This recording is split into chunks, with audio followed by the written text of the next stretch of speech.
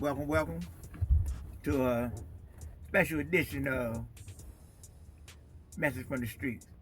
Top of the morning, everybody. I was talking to one of my mans and them the other day. We had a very interesting conversation, and that's what this topic is about. It's about, the trap. The trap when after you be incarcerated, then you come home. Now, when you come home, there's a lot of things, waiting for you. When you in, I think this is when some of the brothers get their best thinking. They make plans. And the thing about those plans usually involve some type of activities. If it's they saying they ain't gonna get high no more, they ain't gonna hustle no more, they ain't gonna go over this way and that way no more. They ain't gonna deal with this female no more. And those plans usually be some solid plans because they got clear minds. But what end up happening is that when people do come home, the plan is thrown out of the window. The excitement to seeing your man's and then your old girl or the shorties out there show you some love. That bring the eclipse and the plan is gone. They're probably forgotten forever. And what end up happening is that your man's and them, most of them, on certain levels of the operation, all they have to show for love is to give you another opportunity at the title, and they're gonna put some work in your hand. Also, probably put a pistol in your hand. One of my buddy I was talking to the other day, he said that's just how it happened with him.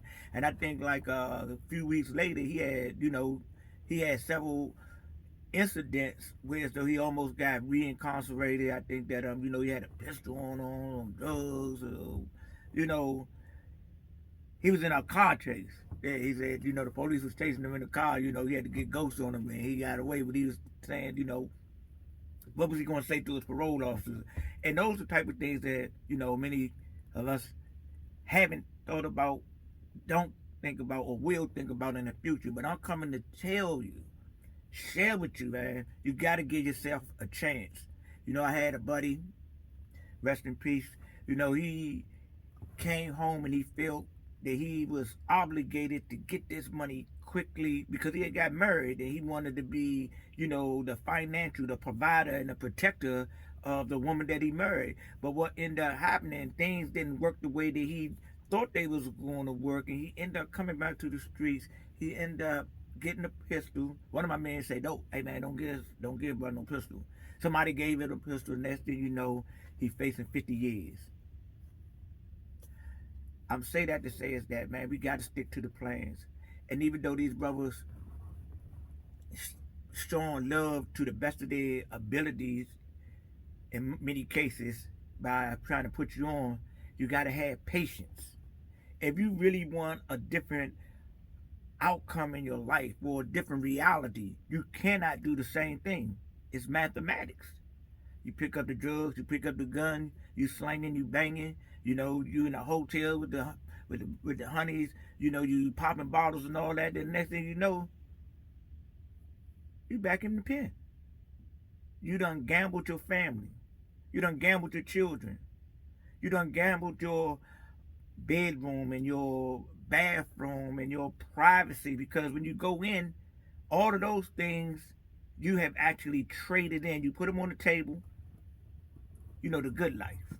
The satisfactory life. And now you're in there with a dorm of men, taking showers in a shower with men. Looking at TV with a room full of men. And you too, women. It's the same thing. You're on there taking showers with women. Women try to look at those little, look at the women burgers and all that, scheming on them, plotting on them, trying to turn them out. Probably more so than men in the situation that I have been in and what I have heard about what goes on in the female institutions. That's another story. Wild junk though, man. It's wild on both sides. And as I mentioned before most people get locked up physically, they are already locked up mentally, because what they are doing is setting the stage to be physically incarcerated. You on a block, or you on your phone, however you doing it, you are setting the course and a destination for incarceration. Let me say that again. When you out there, you hustling, you banging, you slinging, you robbing, you stealing, you setting a course for the destination of incarceration. Now, one thing that I have learned is that when you take your time and you have a little patience and you put the trust in the manifestation of your reality by being meticulously taking these paths. You know, a lot of people, such as myself, I had to come to grips with the God of my understanding. You know, I was like, man, I was out there being a agent of the enemy to my understanding. I know everybody don't comprehend or get down like that, but that's cool. But to my understanding, so I had to submit. And when I submitted, my life started to turn, and it started to turn. And I started to move forward because I was stuck on a certain level. You know, I was still in elementary school, let's say maybe junior high, but I never did reach high school or, college, to reach a profession or anything in my mind, even though I was considered myself to be a grown man. I was a little boy in junior high school. I was there on the block with my boys and them, instead of spending more time with quality time with my son and my daughter. That's one of the worst things to me that happened to me when I was separated from my family, is that I was away from my sons and my daughter, my son and my daughter. And the thing about that is that nobody can raise your children or teach your children the lessons they need to know better than you, men. Nobody. Even if you can't teach them certain higher lessons because of the knowledge and information you acquire, but the lesson that you give your son and your daughters is essential. But you can't give it to them if you're not there. And you can give it to them over the phone, but it's different when you're in their presence on a regular basis. Building a relationship.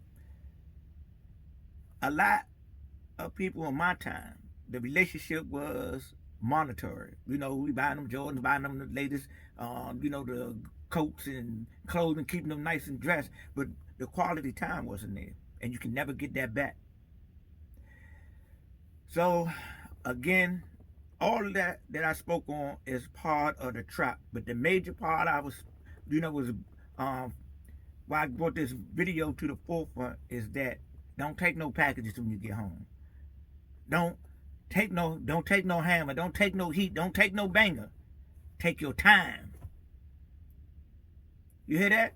Take your time. Walk it out. Give yourself at least a year. So if things don't start to click for you, and you're doing everything possible to get on. And I'm not talking about no halfway jump. Don't be out there smoking and drinking and start to, going upstairs in your head and thinking, man, stuff ain't right. Ain't nothing happening for me. I can't get no job. You can't get no job because they making everybody take you on these days. You can't get no job because you sipping on sippy before you even start. And what that does, when you start to sipping early, all the things you plan for that day, 9 times out of 10, you may do one. But possibly you ain't gonna do zero, nothing that you plan, because your mind has been compromised. A part of your prison perception unconsciously of locking yourself up in your mind and distracting you from doing what you need to do to move forward in this game that we call life. Ladies and gentlemen, I'm gonna bring this session and lesson and blessing to a conclusion. When you come home, when your mans and them come home, man, don't set your mans and them up. Give them some money. Don't give them no drugs. Give them some money. Don't give them no bangers. Give them some advice. Tell them, man, you got an opportunity. Your head clear. I've been out here. I'm in the mud. You don't have to come back and get in the mud. You don't have to come and get in the pigsty. You can stay cleaned up and make a difference. Become a voice that may awaken someone else. Man, I bring you this message in love, and I leave you this message in peace, man. Peace, love, and grace to all humanity. Praise him and raise him.